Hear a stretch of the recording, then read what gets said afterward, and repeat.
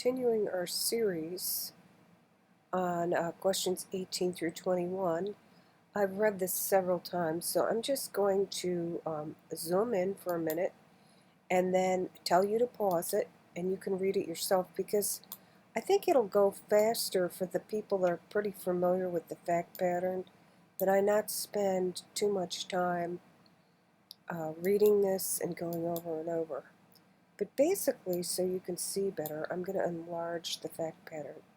Okay, so this is the general fact pattern. Please pause here. Now I'm going to move over to this. When they unpause it,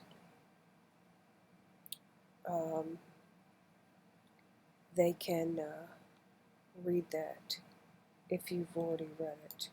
So basically, this is a deal between Carl's coffee shop and Dan,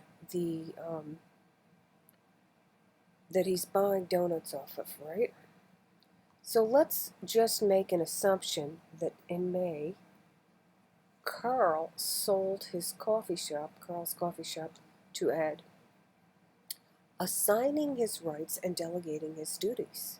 Under the contract with Dan to Ed, Ed decided to continue using the name Carl's Coffee Shop, and when Dan was notified of the sale, he refused to supply donuts to Ed for Carl's Coffee Shop. So, what are Ed's rights, if any, against Dan for the balance of the year? Now, this would make a fine fact pattern to give in an essay, but what we're going to do is we're going to look at the multiple choices. And again, you can pause it here if you want to go back to the fact pattern, but I'm going to roll it down to the 4 choices, and you can decide, does Ed have any rights against Dan? A says no. B says he's entitled to have Dan supply his requirements of donuts for Carl's coffee shop, but not in a quantity unreasonably disproportionate to Carl's normal requirements before he sold to Ed. Now C, Ed is entitled to have Dan supply whatever quantity of donuts Ed might order for Carl's coffee shop, but Ed's free to buy donuts elsewhere. Or D, Ed is entitled to have Dan supply whatever requirements of donuts Ed might have for the Carl's coffee shop. So here we've got 4 choices. Let me just zoom out so you can get a better view of the fact pattern. Now this is the thing, if you're looking on a mobile device, this would be really small. So I don't know if you're looking on your phone or computer, but it's not exactly optimized for that. So anyhow, here's the fact pattern. If you want to pause and decide, go ahead.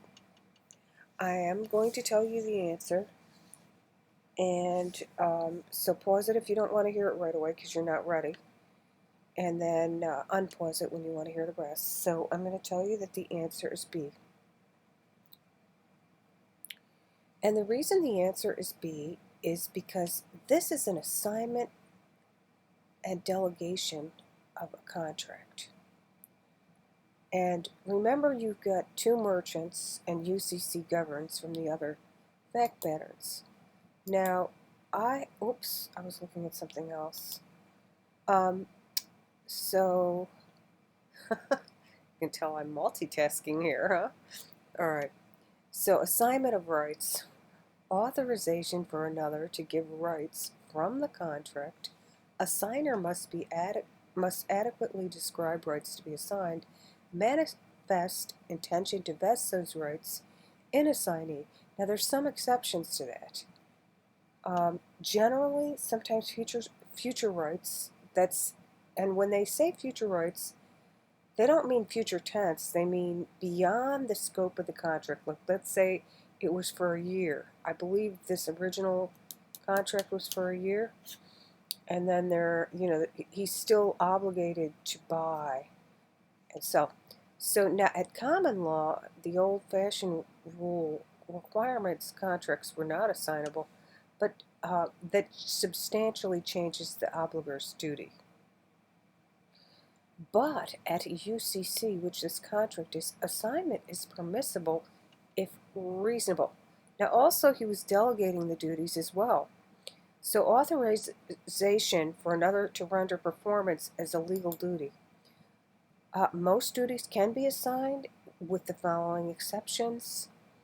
If you want to pause and look at this um, um, outline that I personally made for the first year exam, you're welcome to. I'm going to move on, and again, this is the fact pattern. The answer is B. Have a great weekend.